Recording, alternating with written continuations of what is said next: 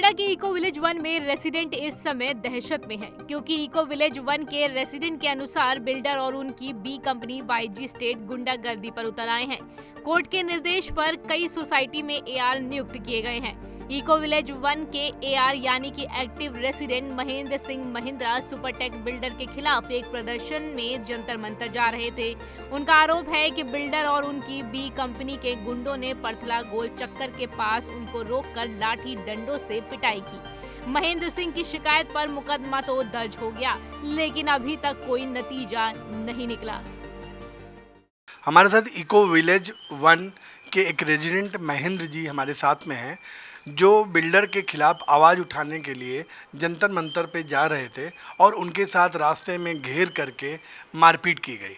अब महेंद्र जी का शक ये भी है कि हो सकता है उसमें बिल्डर के लोग रहे हों या जो यहाँ मेंटेनेंस कंपनी देखती है वाईजी स्टेट उसके लोग रहे हों। खैर, इन्होंने पुलिस में एफआईआर कर दी और पुलिस उसकी जांच कर रही है। महेंद्र जी से जानते हैं कि पूरा प्रकरण क्या था और उनके साथ मारपीट किसने और क्यों की। महेंद्र जी, क्या मामला था और ये आपकी चोट जो लगी हुई है कैसे लगी और कब लगी? सर, ये 6 अक्टूबर का दिन है, संडे का दिन था। हम लोग जंतर मंतर के लिए जा रहे थे। तो जंतर मंतर पे हमारे यूनाइटेड एयर ग्रुप है, जिसमें हम लोग 17 सुपरटेक के 17 प्रोजेक्ट में सभी एआर ग्रुप ने जंतर मंतर पर सुपरटेक और वाईजी स्टेट के खिलाफ जो उनके धांधलियों और अवैध वसूली पे और जो सुपरटेक ने जो हमारे घर नहीं दिए हैं, 15,000 लोगों को घर नहीं दिए और 15,000 लोगों को लगभग घर मिले हैं, लेकिन सुविधाएं और इनकम्प्लीट घर मिले हैं, आधे अधूरे घर मिले हैं। तो उसके अलावा हमने उससे 15 दिन पहले हमने सुपरटेक के खिलाफ एक एफआईआर भी कराई है, बड़ी एफआईआर, जो नोएडा में पहली बार इतनी बड़ी एफआईआर हुई है जो बड़े लेवल पर। कहाँ पे दर्ज कराई एफआईआर?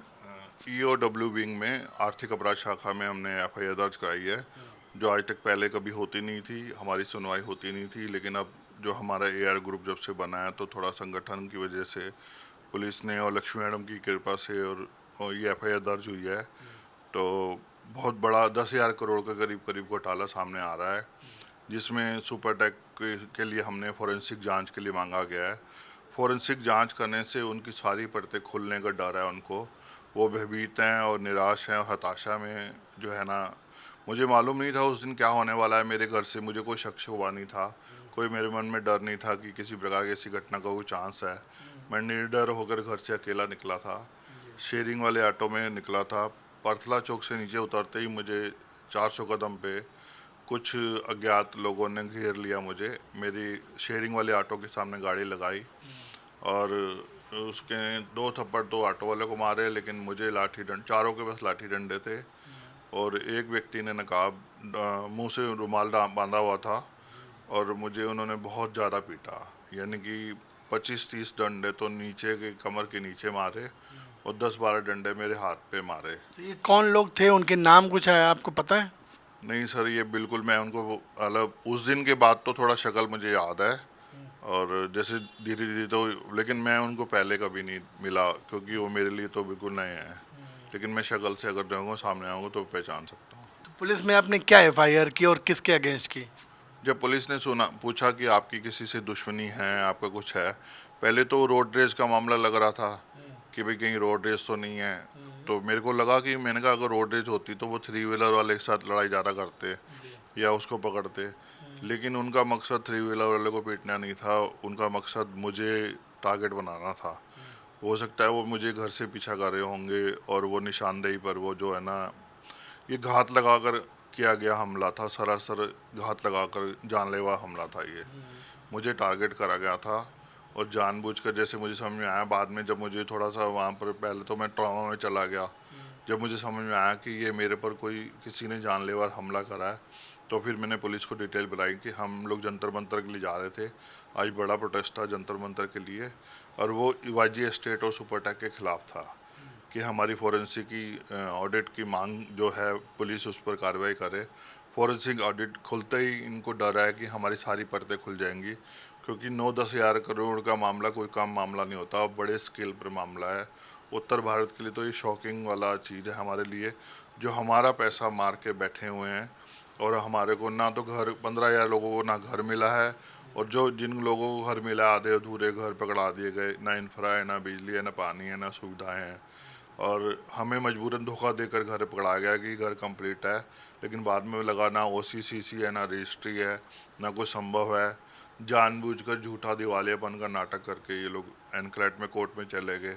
सिविल कोर्टों का तो कोई भरोसा नहीं होता कि कितना लंबा मामला खिंचेगा, इनको टाइम बाई कर। FIR के बाद पुलिस ने कोई पूछताछ की या अभी तक कुछ आपसे पूछा या कुछ कहीं से उन्होंने अपराधियों से तक पहुंच पाए या नहीं?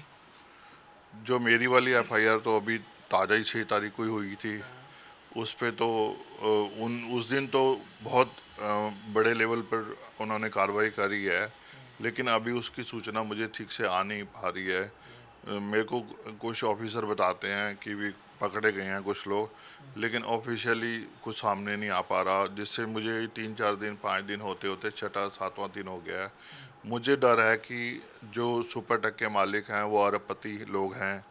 अरबपति, मैं मिडिल क्लास आदमी हूँ और मैं हमेशा अपने परिवार की सुरक्षा के लिए मैं अपने चिंतित हूँ। हमारे यहाँ इको विलेज, हमने जो भी, हमारी किसी से निजी दुश्मनी नहीं थी, हमारी किसी से व्यक्तिगत कोई दुश्मनी नहीं है, ना आज तक कोई नाराज़गी है। हमारी जो भी नाराज़गी थी या जो विरोध प्रदर्शन होता है, हम लोग YG एस्टेट और सुपरटेक के खिलाफ आवाज़ उठाते रहे हैं, और वो होम बायर्स की आवाज़ होती है, ना कि कोई व्यक्तिगत कोई चीज़ों के लिए है। तो YG एस्टेट के खिलाफ आपने कोई मुकदमा भी दर्ज कराने के लिए प्रार्थना पत्र दे रखा है? हाँ सर, दे रखा है, YG एस्टेट के खिलाफ भी दे रखा है, और उम्मीद है कि YG एस्टेट के खिलाफ आजकल में दर्ज मुकदमा भी अलग से, जैसे सुपरटेक लिमिटेड के खिलाफ दर्ज हुआ है मुकदमा, और उम्मीद है कि मुझे आजकल में YG एस्टेट के खिलाफ भी मुकदमा दर्ज हो चुका होगा। मेरे मुकदमे, अब ये 3 मुकदमे बन गए हैं, एक मेरा मुकदमा है और एक सुपरटेक के खिलाफ जो EOW वाला मुकदमा है, और जो YG एस्टेट के खिलाफ जो अवैध वसूली, एक्सटॉर्शन का, जबरन अवैध वसूली का ऐसे चार्जेस लगाते हैं जो बेमतलब के चार्जेस हैं, जिनसे हम लोग मतलब बिना कैम चार्जेस तो लेना जो आपका नियम है उतना लो, हमें कोई दिक्कत नहीं है, लेकिन अगर कुछ लेना भी है तो आटे में नमक जैसा थोड़ा सा चल सकता है जिसे हम बर्दाश्त कर पाएँ। रोज़ मैं यहाँ पर अथॉराइज रिप्रेजेंटेटिव हूँ, मेरे पास डेली कंप्लेंट आती हैं, तो मैं डेली कंप्लेंट में मैं उनको शिकायत करता हूँ, तो उन लोगों को मैं कोर्ट द्वारा चुना हुआ अथॉराइज रिप्रेजेंटेटिव हूँ। अब जब लोग मुझसे शिकायत करते हैं तो मैं उनको आके बोलता हूँ कि इससे पैसे क्यों ले रहे हो, वो सीधा जाके मुझे ही फ़ोन करते हैं कि आपके यहाँ रहते हुए ऐसे कैसे पैसे मांगे जा सकते हैं। आपके ऊपर जो ये हमला हुआ है, तो क्या आपको लगता है कि बिल्डर चाहता है कि रेजिडेंट डरें और उनके खिलाफ कोई आवाज़ न उठाए? हाँ, बेशक यही है उनका, ये मकसद ये है कि किसी भी के न मैं कोई नेता वेता नहीं हूँ, ना मुझे कोई नेता बनने का शौक़ है, ना मुझे कोई हीरो बनने का शौक़ है।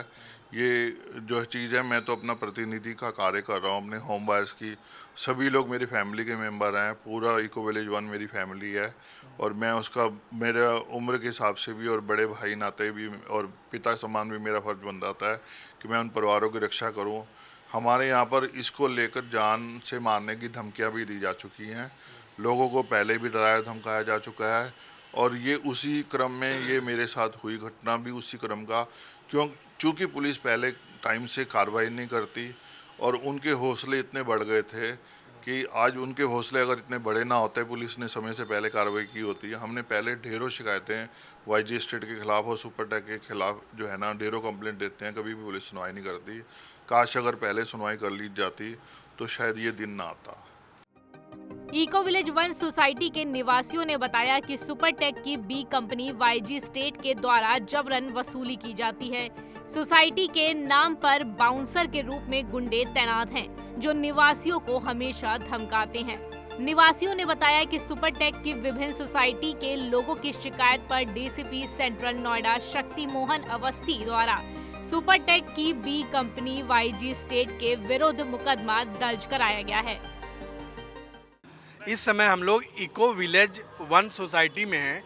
यहाँ पे रेजिडेंट्स की तमाम समस्याएं हैं, और इन लोगों का कहना है कि अगर सवाल उठाया जाए अपनी समस्याओं का बिल्डर के खिलाफ, तो क्या करते हैं वो लोग, मारपीट तक उतारू हो जा रहे हैं। अभी यहाँ के एक AR हैं महेंद्र जी, उन्होंने यहाँ पे रेजिडेंट के साथ आवाज़ उठाई और बिल्डर के खिलाफ मुकदमा दर्ज कराने का भी प्रयास किया।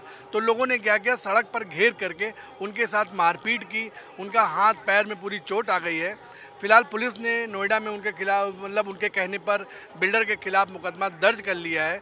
लेकिन यहाँ पर हमारे साथ तमाम रेजिडेंट हैं जो बताएंगे कि बिल्डर और उनकी जो वाईजी स्टेट सोसाइटी वो कमेटी है, जो संस्था है जिसके तहत मेंटेनेंस का काम किया जाता है, वो कैसे इन लोगों को परेशान कर रहे हैं। मैम, आपका क्या नाम है और इस सोसाइटी में क्या समस्याएं आप लोगों की हैं?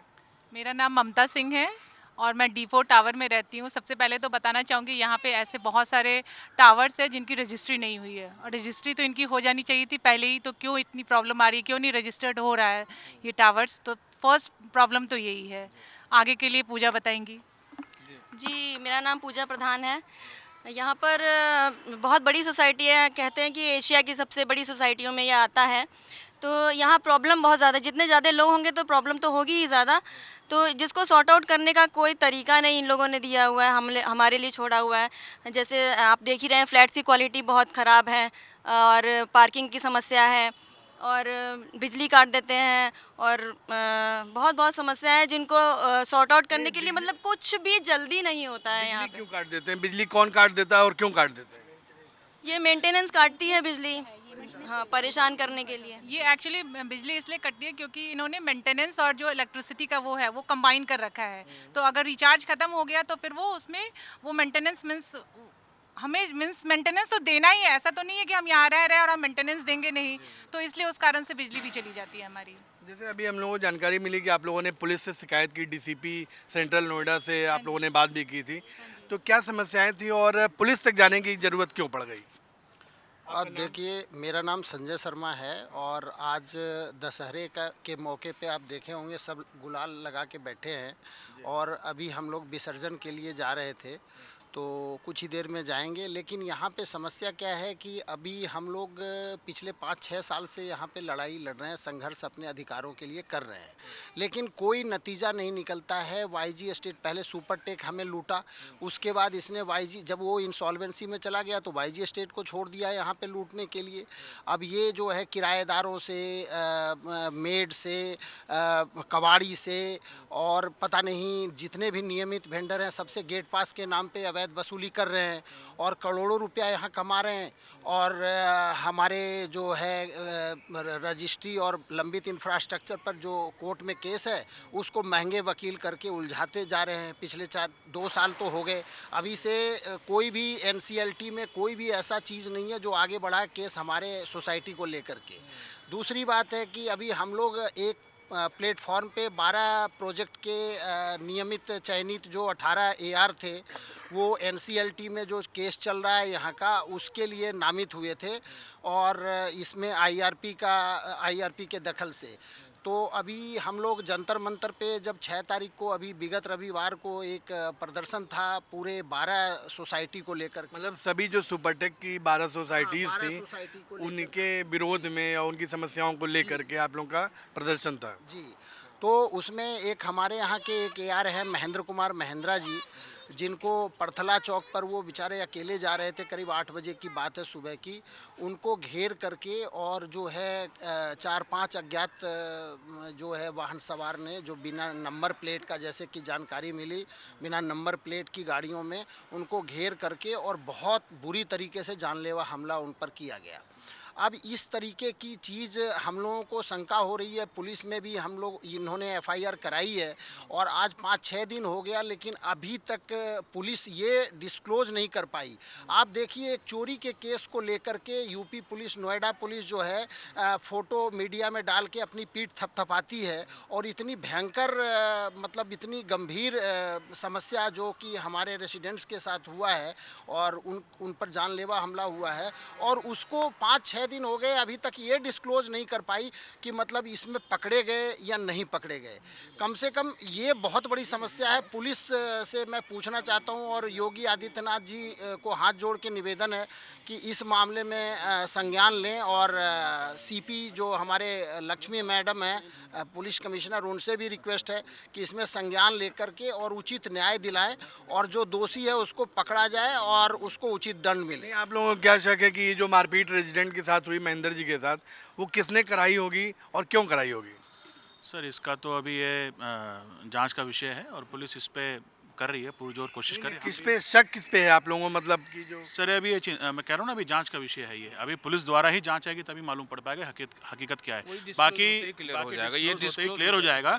अभी हम किसी का नाम अंकित नहीं कर सकते ना, पहले तो जांच का विषय है, पुलिस जांच कर रही है और यहाँ पर हम सब भी पुरजोर कोशिश कर रहे हैं कि जल्द से जल्द उस अपराधी का पता लगे, जिससे कि जनता में एक विश्वास कायम रहे और सरकार के प्रति और प्रशासन के प्रति। नहीं, जैसा अभी आपने बताया कि हम लोग विरोध करने जा रहे थे जंतर मंतर पे, तो क्या इस मारपीट से उस विरोध से कोई रिलेशन है? देख, मैं बिल्कुल, देखो शक का विषय तो है ही है, मतलब शंका का विषय है ही है। और राह चलता हुआ आदमी कोई पीटने आ रहा है तो आपको शक क्या, मतलब कोई छीन रैती करने आ गया या विरोध में आप न जा पाए इसलिए मारपीट हुई? देखो बिल्कुल भाई, असंभावनाओं का तो विषय है ही, मतलब कहीं से भी नहीं है, और संभावना है जिसके प्रति हम सबको सचेत रहने की आवश्यकता है और हर उस निवासी को सचेत रहने की आवश्यकता है जो कि इस संदर्भ में है। जैसे कि प्रशासन और शासन अगर इस संदर्भ को ज़्यादा सीरियस ले इस बात को, और मैं कहता हूं कि बहुत ही गलत हुआ जो हुआ, आगे ऐसा नहीं होना चाहिए, ये हम सबकी ताकत को कमज़ोर करने की कोशिश। देखिए सर, ये जेबी आपका नाम? जेबी सिंह, B15-303 से मैं भी जा रहा था उस समय जंतर मंतर पे। महिंद्रा जी बेसिकली उनको यहाँ से फॉलो किया गया है, जो सूचना मिली है विश्वस्त सूत्रों से। किसके द्वारा फॉलो किया? यहाँ से फॉलो किया गया है उनको वहाँ तक, पृथला चौक तक। अब जो भी अराजक तत्व हैं वही फॉलो किए हैं। उसका पृथला चौक पे गाड़ी लगा के तिरछी करके ऑटो वाले के एक हाथ मारे, इनको डंडों से पिटाई करी, इनकी उंगली टूट गई और कोहनी टूट गई है, अभी व्हील चेयर पे है राइट नाउ। तो जो संभावना यही है कि जाहिर है जंतर मंतर पर हम लोग जा रहे हैं तो किस पर्पज से जा रहे हैं, धरना प्रदर्शन किसके अगेंस्ट जा रहे हैं? मतलब उसमें सुपरटेक के लोग या YG स्टेट के लोग हो सकते हैं? हो सकते हैं मे बी, क्योंकि उन्हीं का अगेंस्ट हम धरना प्रदर्शन करने जा रहे थे जंतर मंतर। यहाँ हमने प्रोटेस्ट किया था, उसके बाद हम वहाँ चले गए, क्योंकि यहाँ प्रोटेस्ट करने के बाद 4 तारीख को हमने प्रोटेस्ट किया था। फिर यहाँ पे उल्टा हमें नोटिस मिल गई पुलिस से, शांतिपूर्ण प्रोटेस्ट कर, पढ़े लिखे लोग हैं यहाँ पे, हमें तो अपने ड्यूटी से मतलब है, हम सुबह चले जाते हैं। हम चाहते हैं कि जो भी हमारा काम हो, फैसिलिटी जो एग्रीड है उस हिसाब से देती रहे। हम यहाँ लिखते रहते हैं, भैया प्रॉब्लम चल रही है यहाँ पे, आप आ जाओ, रेक्टिफाई कर दो, बिजली पानी ये समस्या, कुछ नहीं, कोई नहीं सुनता। नोटेड लिख देते हैं, बहुत ज़्यादा आपने लिखा, 10 लोगों ने लिख दिया।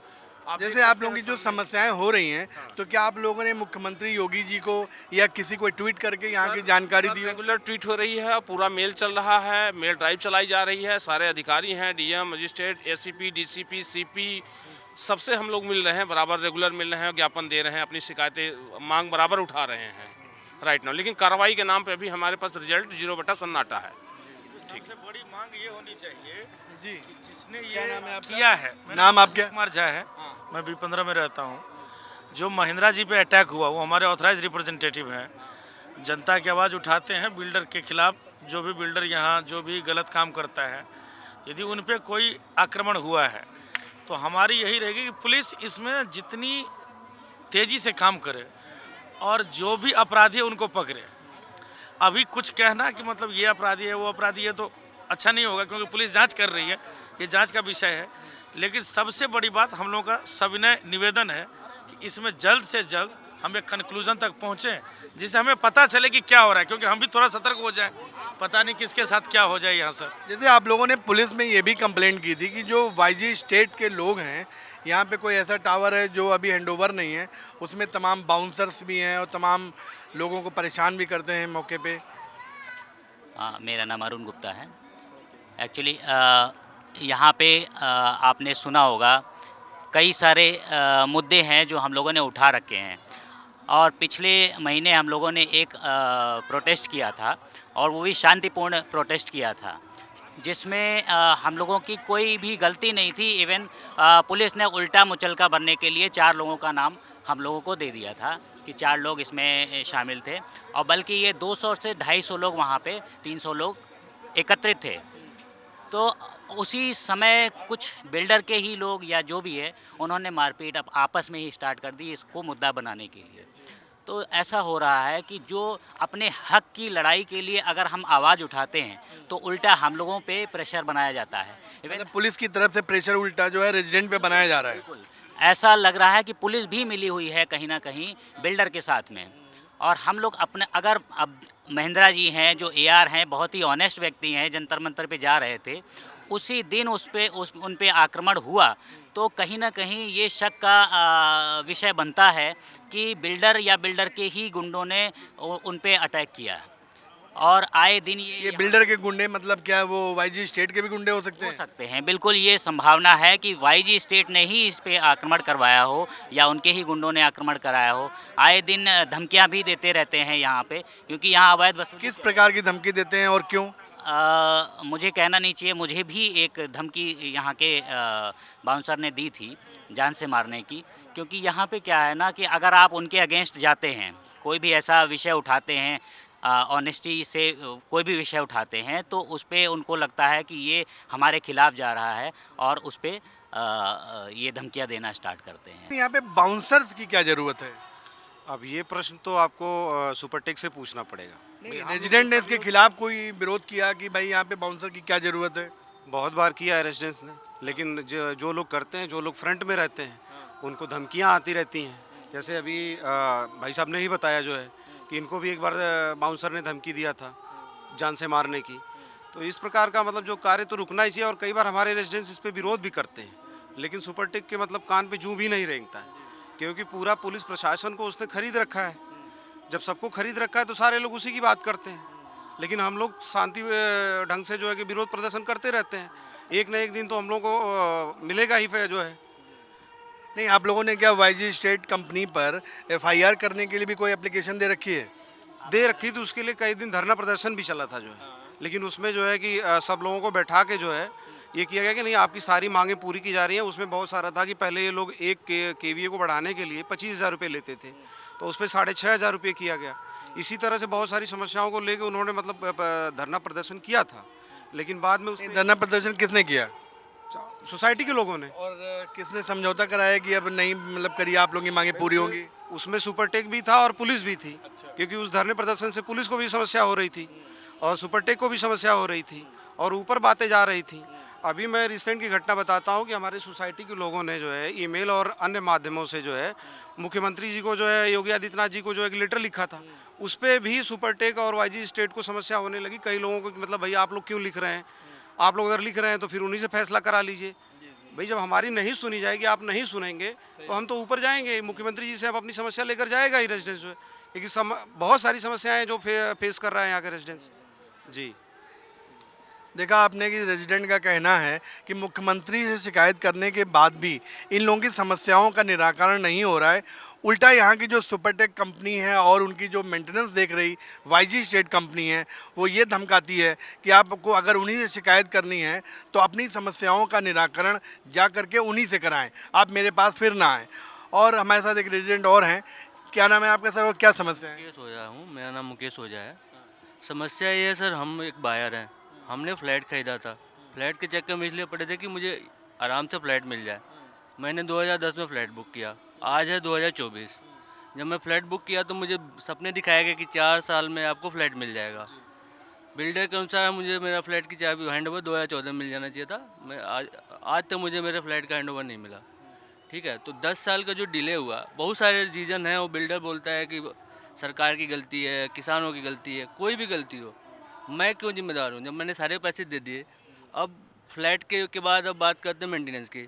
मुझे पर मेंटेनेंस सोसाइटी के स्टैंडर्ड के अनुसार चार्ज किया जाता है, लेकिन जब बात कितना चार्ज किया जाता है लगभग? अगर आसपास सोसाइटी में 2 रुपये स्क्वायर फीट है, यहाँ भी 2 स्क्वायर फीट है, लेकिन सुविधा के नाम पे देखो तो इनको 25 पैसे भी नहीं खर्च करते लोग। तो ये है कि जब मुझसे मेंटेनेंस ले रहे हो तो उसके अनुसार तो मेरा काम भी करो ना। तो मेंटेनेंस के भी पैसे नहीं है, वो एक तरीके से वो भी हल हो रहे इनकी तरफ से। इसके साथ साथ अगर मैं फ्लैट अपने किराए पे देता हूँ तो इनके कुछ गुंडे हैं, ठीक है, उस गुंडे कहते हैं कि वो गुंडे पाल रखे इसीलिए कि फ्लैट के हर फ्लैट के सपोर्टर 10-100 फ्लैट हैंड ओवर इधर उधर होते हैं किराए पे। हर फ्लैट से 5,000-7,000 रुपये वसूल करते हैं। ये किस बात का 5,000 रुपये? बिना मतलब का, इसी से गुंडे पाल रखे हैं, इसी पैसे गुंडे पालते हैं, उसी से करते हैं। इसके अलावा आपको अगर देखो, मतलब अगर आपने किराए पे उठाया अपना फ्लैट तो 5,000 रुपये वो ले लेंगे। और वो कहीं ना कहीं बायर के जेब से जाता है, किराएदार की जेब से जाता है। इसके अलावा धोबी हैं, कारपेंटर हैं, बेचारे गरीब लोग होते हैं, इनके पास पैसे की कमी होती है, हर व्यक्ति से 300 रुपये महीने लेते हैं। अब वो बेचारा 300 रुपये क्यों देगा, जबकि वो सारे बर्डन कहीं ना कहीं बायर पे हम ही पे आते हैं। ठीक है, साथ साथ अगर आप देखेंगे तो इधर इलीगल शॉप खोल रखा है।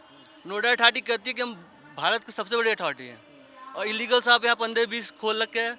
ये सारे पैसे इलीगल रूप से सुपरटेक के पास जा रहे हैं, और वो कभी भी ये नहीं चाहेगा कि यहाँ की समस्याएं हैंडल हो या कोई भी अभी आके ले करे। अभी इस सारे एनसीएलटी प्रकरण में एनबीसीसी की भूमिका है कि एनबीसीसी इसको टेक ओवर करना चाह रहा था, लेकिन अब क्या हुआ, सुपरटेक अपने मांगे वकीलों के थ्रू सुप्रीम कोर्ट पहुंच जाता है, इस पूरे मामले को अटकाए रखता है कि कहीं ना कहीं चलता रहे, हर महीने जो उसकी करोड़ों की कमाई है वो बढ़ती रहती है।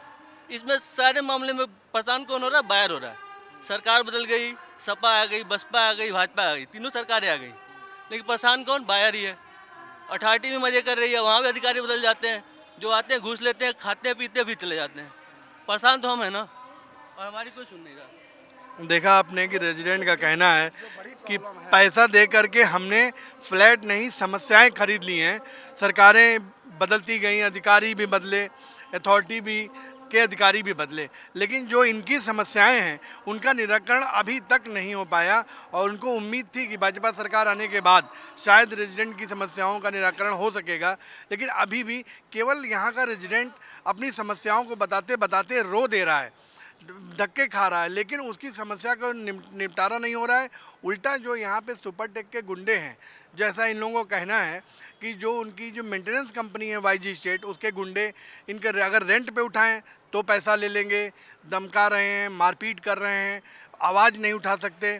उसके ये लोग अब कहते हैं कि हम लोग जाएं तो जाएं कहाँ, पुलिस प्रशासन भी केवल उन्हीं की तरफ से बात करता है। एक रेजिडेंट और हमारे साथ हैं, वो भी अपनी समस्या कुछ बताना चाह रहे हैं। क्या नाम है आपका? मेरा नाम राजेश कुमार सिंह और है। क्या समस्या? मेरी देखिए सुपरटेक में मेरा 2 फ्लैट है। जो दूसरा फ्लैट मेरा J902 है।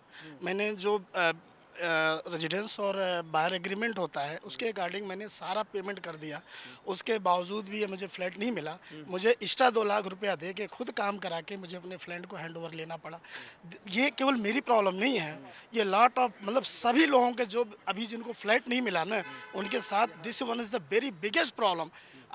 आप सपोज कीजिए आपका फ्लैट यहाँ नहीं मिला है, आपने वहाँ पे पूरा पेमेंट फ़ोन करके, डेली फ़ोन करके, सर आपका पेमेंट इतना है, आप दे दीजिए, आपको हैंड ओवर करना है, आपने पेमेंट कर दिया। इसके बाद आप चक्कर काटते रहो, इधर उधर, वो भाई इधर उधर, हमें चारों तरफ से दौड़ाया गया।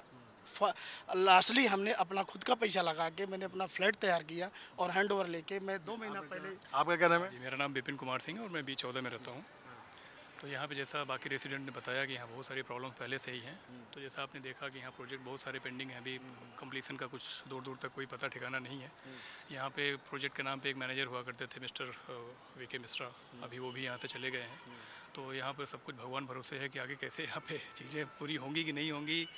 हर एक टावर में फायर फाइटिंग की समस्या है, लिफ्ट नहीं लगे हुए हैं, सफाई की प्रॉब्लम है, सिक्योरिटी टावर्स में लिफ्ट नहीं लगे हैं, मतलब पार्शियल है। एक मतलब 3 जहाँ होना चाहिए 2 लगे हैं, 2 लगना चाहिए तो 1 लगा हुआ है। उसका मतलब मानक से कम लगे हुए हैं। बहुत सारी प्रॉब्लम है, डेली वो ख़राब रहती है, उसका कोई रख रखाव कोई लेना देना नहीं। लेकिन पेमेंट जो है बिल्डर हमसे रेसिडेंट से टाइम पे आपको वहाँ पेमेंट करना पड़ेगा। आपको आपके यहाँ पे प्रीपेड मीटर्स लगे हुए हैं। इसमें एक चीज़ और है, मैं आपको बता दूं, यहाँ पे अगर समस्या अगर बताई जाए तो कम से कम जैसे एक बड़ा सा बाइबल या महाभारत का ग्रंथ बन जाएगा, इतनी समस्या है। बट मोटा समस्या जो आपने अभी सुना सबसे, मेरा ये जैसे यहाँ 94 लिफ्ट है टोटल जो अभी संचालित हो रही है, जिसमें 24 लिफ्ट का इन्होंने जो है सुरक्षा निदेशालय से, विद्युत सुरक्षा निदेशालय से सर्टिफिकेट लिया हुआ है। इनको कई मेल कर चुका हूँ, लेकिन जबकि लिफ्ट एक्ट यूपी में पूरी तरीके से लागू कर दिया गया है, फिर भी इन्होंने 94 में से 24 लिफ्ट का ही परमिशन लिया हुआ है विद्युत सुरक्षा निदेशालय से। बाकी भगवान भरोसे है। ऐसी आप देख सकते हो, ये अल्वेरिया टावर है, इसमें जो है अराजक तत्व पता नहीं कहाँ, आप जाओ अंदर घुसो तो देखो वहाँ पे कई दुकान मकान, इसमें कई लोग रहते हैं। अब वो कहाँ के हैं क्या है पता नहीं, कौन लोग रहते हैं, किस तरीके का लोग रहते हैं। तो मतलब पूरा भगवान भरोसे सोसाइटी है। इनका सिर्फ एक ही मकसद है, यहाँ से पैसा वसूलो। मतलब देखा आपने कि रेजिडेंट अपनी तमाम समस्याओं को बता ही रहे हैं। उनका कहना है कि लिफ्ट को लेकर के भी बड़ी हादसा किसी दिन भी हो सकता है। 94 में से केवल 24 का सर्टिफिकेट लिया गया है, किसी दिन भी बड़ी घटना हो सकती है। और ये अल्बेरिया सोसाइटी है जिसमें अभी इन्होंने पोजीशन नहीं दिया है, लोगों को हैंडओवर नहीं किया है, लेकिन कुछ लोग यहाँ पे चुपचाप गोपनीय तरीके से रहते हैं, पार्टी करते हैं। और वो क्या करते हैं इसकी भी इन लोगों ने पुलिस से शिकायत की है। इंडिया डेली के लिए अनूप के साथ संतोष पाठक, नोएडा।